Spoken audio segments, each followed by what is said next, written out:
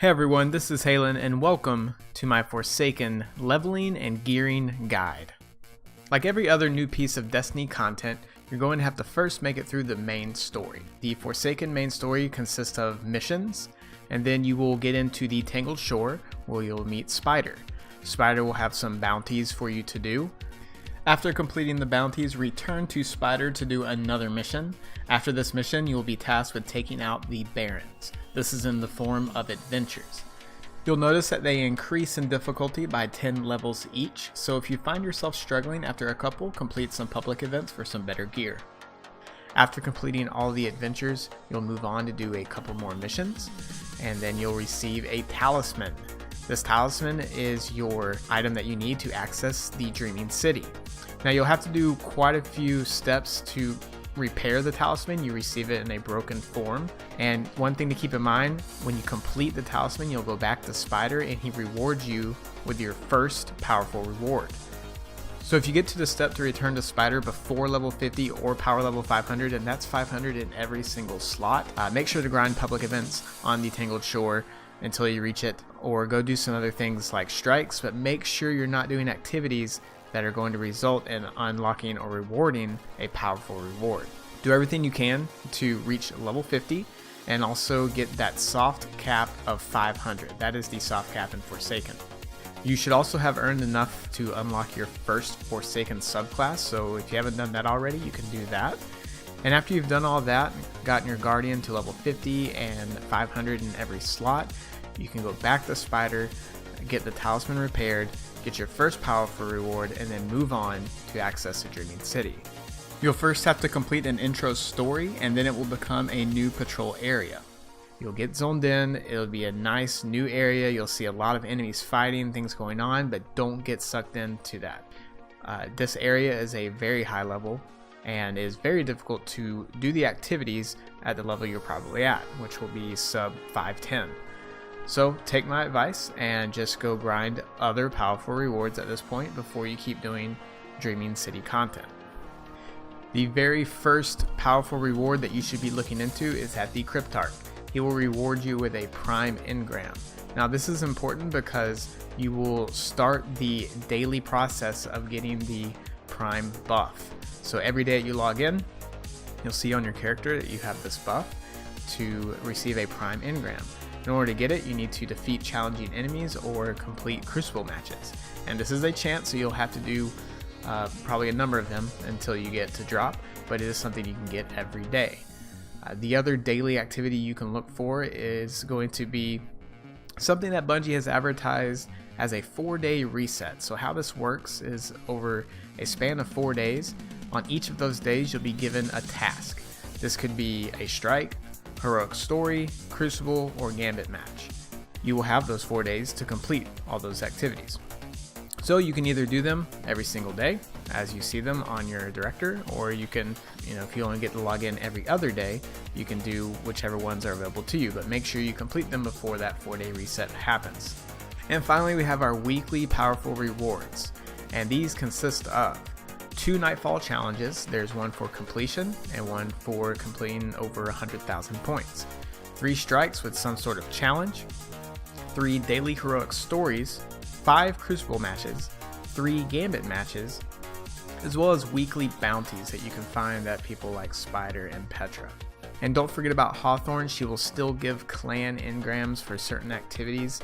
The Trials engram has been replaced with Gambit, making it way more accessible for most clans. And one thing to remember about Hawthorne is that her rewards will scale. So you should be leaving these rewards until the very end of the week so that you've cashed in on the other ones to bump you up as high as possible, and then go get hers.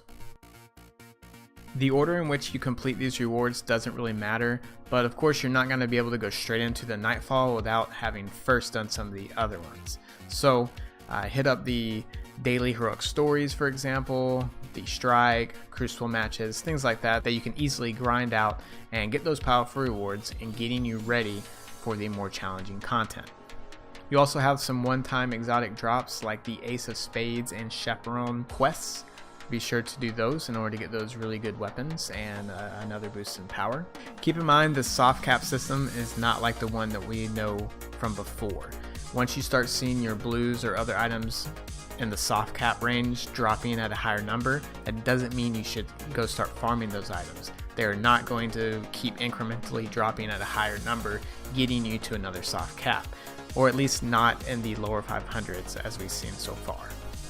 After you've completed all the other powerful engrams, or at least all the ones that you can, maybe you hit a wall in the nightfall, you should be able to return to the Dreaming City and work on Petra's bounties, which also will reward some powerful engrams for the weeklies. And you should be able to do these activities without constantly dying and getting frustrated with the much more powerful mobs. If you manage to get a group together, you can also try the Blind Well activity.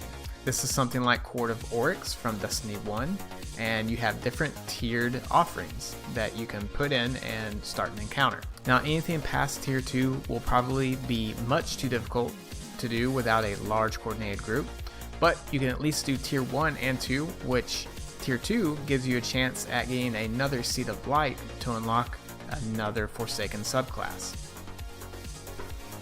On top of that, the rewards, you have a chance to just get a legendary weapon or piece of armor, which are the Dreaming City gear. These have mods in them that are specific to Dreaming City and maybe some other activities that will come further in the game. After you've completed the weekly rewards, the Dreaming City rewards, everything you can do, your daily grind will mostly consist of your prime engram and then doing the daily activity. If you'd like to grind more rewards, each rank of Crucible will also give a powerful reward, and the Heroic Infamy rank in Gambit can give you a powerful reward. So those are something else that you can do to essentially get unlimited powerful drops. Now, if you're looking to start another character, make sure to do everything that we've already covered, as well as sending over your higher level weapons once you've hit level 50. This can boost your power level even higher once you start cashing in the powerful rewards on your second character. You still need to make sure you have power level 500 gear in all of your armor slots before you start using this method. Otherwise, your drops are still only going to be just like they were at an average of 500. Now, since your weapons are going to get stronger and stronger each time you pass them to another character, this is why your last character you level will be the strongest. That doesn't really matter if you aren't planning on racing one character to the raid or anything like that during 1 week, but it's nice to know if you're one of those that likes to plan things out. As far as spending your tokens on materials or packages, these will all drop at the soft cap, so it's mainly for finding new items and god rolls. At the beginning, Infusion is really expensive, so you shouldn't be doing this to every single item. Infusion should come whenever you're about to do a challenging activity. For example, when I first did the Nightfall, I infused my Midnight Coup and Sins of the Past, as well as one piece of exotic armor. This is so that I could have a decent loadout and complete the activity without struggling too much. And that's it for my Forsaken leveling and gearing guide. Just make sure to resist clicking on those powerful reward engrams until you can use them. Make sure to like and subscribe below and check the channel for more Destiny content. Thanks for watching.